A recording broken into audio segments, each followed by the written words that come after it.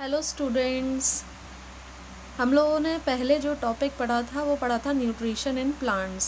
Now today we are going to start with the new topic of chapter number first, part first, nutrition.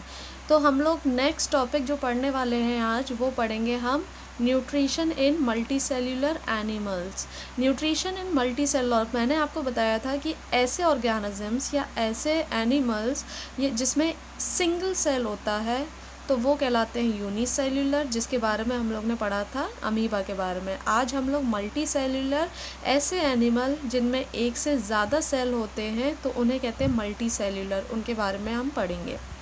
In multicellular animals such as man, frog, fish, grasshopper, etc. All the processes involved in nutrition take place by a combination of digestive organs called digestive system. जो multi cellular animals होते हैं जैसे कि man हुआ, frog, fish, grasshopper, ये सारे जो animals हैं, इनके अलावा भी बहुत एनिमल होते हैं जो मल्टी सेल्यूलर होते हैं। इनमें जो न्यूट्रिशन का प्रोसेस होता है वो डाइजेस्टिव ऑर्गन जो है उसमें कई सारे ऑर्गन जो हैं वो खाने को डाइजेस्ट करने में मदद करते हैं, इसलिए यहाँ पे दिया हुआ है combination of digestive organ.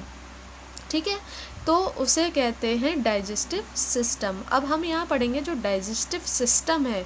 System क्या होता है? एक ऐसा पूरा सिस्टम जिसके अंदर बहुत सारी ऑर्गन्स काम कर रहे हों, ठीक है, उसको डाइजेस्टिव सिस्टम बोलते हैं। Digestive system includes the alimentary canal and digestive gland. Digestive system जो है वो दो चीज़ों से मिलके बना है, एक एलिमेंट्री कैनाल और दूसरा है डाइजेस्टिव ग्लैंड। सबसे पहले हम लोग पढ़ेंगे कि एलिमेंट्री कैनाल क्या है, उसके अंदर कौन कौन से पार्ट्स आते हैं। The various parts of the human digestive system, जो ह्यूमन, अगर हम लोग से पहले सिर्फ मल्टी सेलुलर एनिमल में ह्यूमन के बारे में पढ़ेंगे, तो ह्यूमन का जो डाइजेस्टिव सिस्टम होता है उसके कई सारे पार्ट्स होते हैं।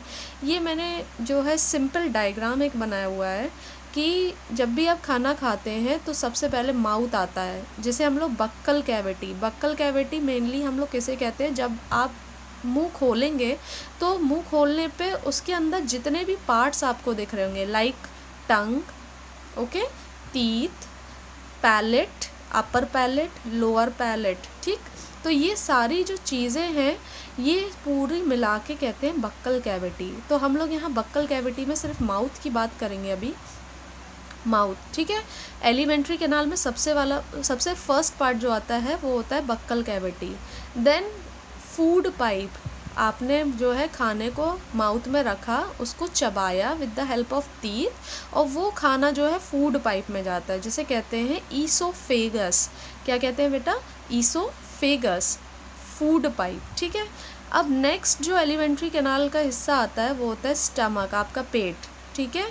स्टमक, लिवर, पैनक्रियाज, ये जो आपको कॉइल्ड स्ट्रक्चर दिख रहा है इसके अंदर, ये है स्मॉल इंटेस्टाइन, और ये जो लार्ज स्ट्रक्चर दिख रहा है ये होता है large intestine, and this is anus. अब ये जो सारे पार्ट्स हैं वो हैं एलिमेंट्री कैनाल के।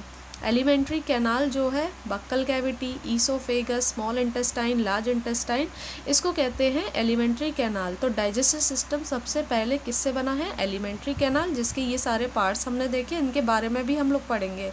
और दूसरा होता है डाइजेस्टिव ग्लैंड।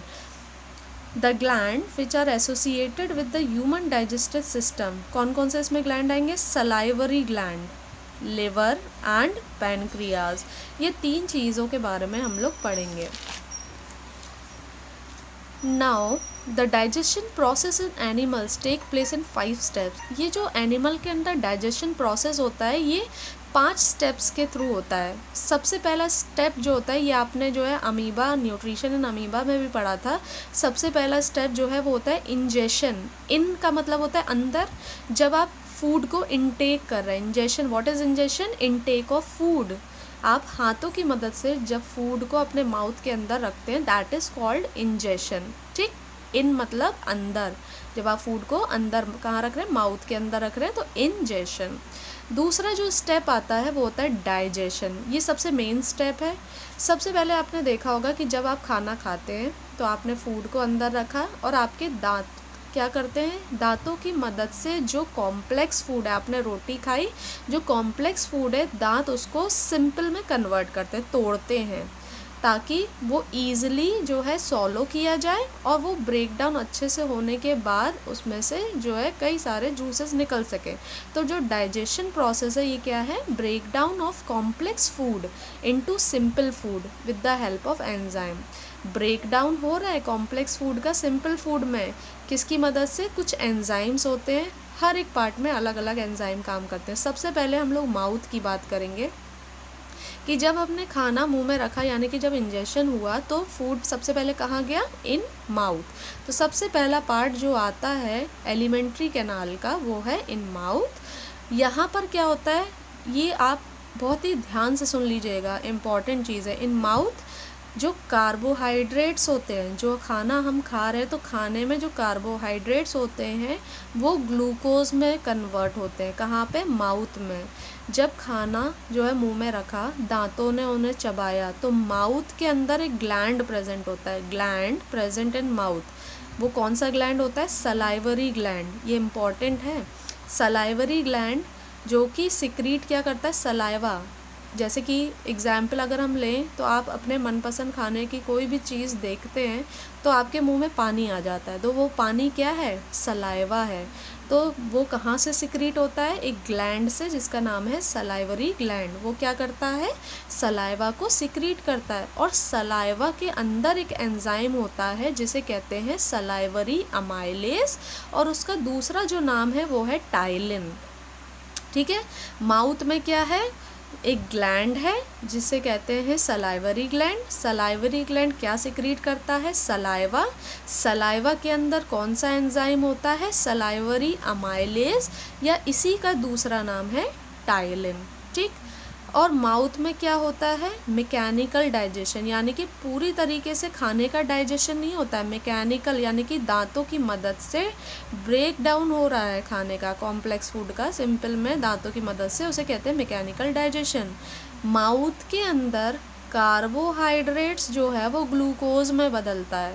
कार्बोहाइड्रेट जो है वो ये कॉम्प्लेक्स फॉर्म है, carbohydrate it is a complex form which convert into simple form that is glucose। और इसे कन्वर्ट कौन कर रहा है, कौन सा एंजाइम कर रहा है, सलाइवरी अमाइलेज। सलाइवरी अमाइलेज भी लिख सकते हैं आप, या टाइलिन भी लिख सकते हैं, ये दोनों नाम आप याद कर लीजिएगा। तो ये हो गई माउथ की बात। अब नेक्स्ट जो पार्ट आता है वो है ईसोफेगस। ईसोफेगस मैंने आपको बताया था फूड पाइप हम लोग उसे कहते हैं। ये हाईली मस्कुलर होता है, बहुत ही मस्कुलर होता है। यहाँ पे क्या हुआ, partially digested food in mouth, जो दांतों ने खाने को चबाया था वो तो पार्शियली डाइजेस्टेड था, वहाँ मैकेनिकल डाइजेशन हुआ था। वो सॉलोड, यानी कि उसे हम लोग निगलते हैं किसकी मदद से, with the help of tongue which pushes the food into stomach. अब जो खाना है जो चबाया है हम लोग ने, जीभ ने, टंग ने क्या किया, उसको पीछे की तरफ ढकेल दिया। जब आप लोगों ने एक चीज़ नोटिस की होगी, जब आप खाने को चबाते हैं उसमें सलाइवा मिक्स होता है तो एक बॉल फॉर्म हो जाती है मुंह के अंदर। उस बॉल फॉर्म को कहते हैं बोलस। क्या बोलते हैं, बोलस। तो टंग क्या करता है, उस बोलस को पीछे यानी कि फूड पाइप के अंदर ढकेल देता है। अब यहाँ पे फूड पाइप से स्टमक में कैसे जाएगा खाना, तो with the help of peristalsis movement. Oesophagus की जो वॉल होती है वो हाईली मस्कुलर होती है। जब खाना उसके अंदर गया तो उधर क्या हुआ, पेरिस्टालसिस मूवमेंट हुआ। अब ये पेरिस्टालटिक मूवमेंट होता क्या है, पेरिस्टालटिक मूवमेंट क्या है, इसमें contraction and relaxation of muscle. जो मसल होती है, वॉल होती है, वो कॉन्ट्रैक्ट होती है, दबती है, फिर रिलैक्स होती है, फिर दबती है, फिर रिलैक्स होती है, जिसके कारण जो खाना है वो नीचे पुश होता रहता है और स्टमक में पहुंच जाता है। ये जो मूवमेंट है, the rhythmic expansion and contraction of the muscles which pushes the food into the stomach, इसको कहते हैं हम लोग पेरिस्टालटिक मूवमेंट। ठीक। नेक्स्ट, खाना जो है वो माउथ के अंदर आ गया, ईसोफेगस ने उसे स्टमक के अंदर पुश कर दिया। अब इन स्टमक के अंदर कौन सा जो है, स्टमक सिक्रीट करता है गैस्ट्रिक जूस। गैस्ट्रिक जब भी वर्ड आता है यानी कि वो स्टमक से रिलेटेड होता है। तो तो स्टमक ने क्या किया, गैस्ट्रिक जूस सिक्रीट किया। स्टमक का काम है गैस्ट्रिक जूस को सिक्रीट करना। अब गैस्ट्रिक जूस के अंदर 3 चीज़ें होती हैं, ठीक, जैसे कि माउथ ने सलाइवरी ग्लैंड था, उसने सलाइवा सिक्रीट किया था, उसके अंदर एंजाइम था सलाइवरी अमाइलेज। वैसे ही स्टमक ने गैस्ट्रिक जूस सिक्रीट किया, और गैस्ट्रिक जूस के अंदर क्या क्या चीज़ें हैं, HCl हाइड्रोक्लोरिक एसिड, पेप्सिन एक एंजाइम है, ये पेप्सिन इसका भी कोई यूज़ होता है, और म्यूकस। गैस्ट्रिक जूस के अंदर ये 3 चीज़ें होती हैं जो कि पेट के अंदर सिक्रीट होती हैं, hydrochloric acid, pepsin and mucus. अब इन तीनों का रोल क्या होता है, क्या करते हैं ये। HCl का क्या काम होता है, क्रिएट्स एन एसिडिक मीडियम। पेट के अंदर एसिडिक मीडियम यानी कि जो माहौल है वो एसिडिक बना देता है। उस एसिडिक मीडियम की वजह से क्या होता है, which facilitates the action of enzyme pepsin. HCl ने मीडियम को एसिडिक बनाया ताकि जो पेप्सिन है वो एक्टिव हो सके। जब मीडियम एसिडिक होगा तभी पेप्सिन जो है वो एक्टिव होता है, ठीक। तो HCl का काम है मीडियम को एसिडिक बना देना ताकि वो जो है पेप्सिन एंजाइम को फैसिलिटेट कर सके। और इसका दूसरा काम होता है, जब भी हम लोग खाना खाते हैं, अगर खाने के साथ कोई बैक्टीरिया आ गया है तो जो हाइड्रोक्लोरिक एसिड होता है, क्योंकि ये एसिड है तो बैक्टीरिया जो खाने के साथ आ गया उसको मार देता है। It also kill bacteria which comes along the food. HCl का रोल पता चल गया, मीडियम को एसिडिक बनाना और पेप्सिन को एक्टिवेट करना, ठीक। अब पेप्सिन का क्या रोल है, पेप्सिन जो है वो खाने में प्रोटीन जो होता है उसको तोड़ता है, it's break down the protein. अब हम लोगों ने पढ़ा था कि माउथ के अंदर सलाइवरी अमाइलेज था, वो किसे तोड़ता था, कार्बोहाइड्रेट को तोड़ता था, किसमें, ग्लूकोज में। अब पेप्सिन का क्या काम है कि खाने में जो भी प्रोटीन है वो उसको तोड़ता है पेप्टोन्स में। ये पूरी तरीके से अभी नहीं टूटा है, प्रोटीन जो है वो पूरी तरीके से नहीं टूटता है पेप्टोन्स में, आधा होता है अभी।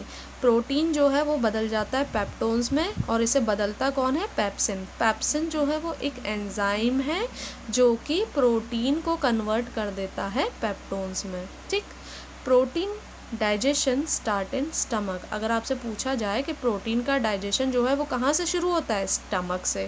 कार्बोहाइड्रेट का कहाँ से शुरू होता है, माउथ से। अब तीसरा जो है वो है म्यूकस। म्यूकस का काम होता है, HCl जो था वो एसिडिक था, उसने एसिड बनाया ताकि पेप्सिन रिलीज़ हो सके। उस एसिड की मदद से, अगर एसिडिक है तो वो जो आपके पेट की वॉल होंगी, दीवारें होंगी, उसको वो ख़राब ना कर दे, इसलिए दीवारों पे म्यूकस लग जाता है ताकि HCl का जो इफ़ेक्ट है वो उस पर कम पड़े। तो रोल ऑफ म्यूकस क्या है, help to protect the inner lining of stomach.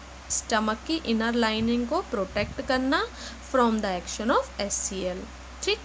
अब यहाँ पे आता है ईसोफेगस। पहले हम लोग ने माउथ पढ़ा, माउथ के बाद food pipe that is oesophagus पढ़ा, फिर खाना कहाँ गया, स्टमक में गया। स्टमक के बाद आता है खाना स्मॉल इंटेस्टाइन में। स्मॉल इंटेस्टाइन जो है वो 6.5 मीटर लंबी होती है। एलिमेंट्री कैनाल का सबसे लॉन्गेस्ट पार्ट जो है वो स्मॉल इंटेस्टाइन होती है। It is the longest part of the alimentary canal and it length is differ in various animal. अलग अलग एनिमल में इसकी लेंथ अलग अलग होती है। वो किस पे डिपेंड करता है कि वो किस टाइप का खाना खाते हैं। जैसे इसमें एग्जांपल दिया है, जो हर्बीवोर्स होते हैं उनमें जो इंटेस्टाइन होती है वो लंबी होती है, क्योंकि हर्बीवोर्स जो घास खाते हैं उसमें सेल्यूलोज, तो उसे डाइजेस्ट करने के लिए बहुत टाइम लगता है, इसलिए उनकी जो स्मॉल इंटेस्टाइन होती है वो काफ़ी लंबी होती है। लेकिन दूसरी तरफ अगर कार्निवोर्स, क्योंकि मीट जो है वो ईजिली डाइजेस्ट हो जाता है, तो कार्निवोर की जो इंटेस्टाइन होती है वो स्मॉल इंटेस्टाइन होती है, शॉर्टर होती है एंड स्मॉलर होती है।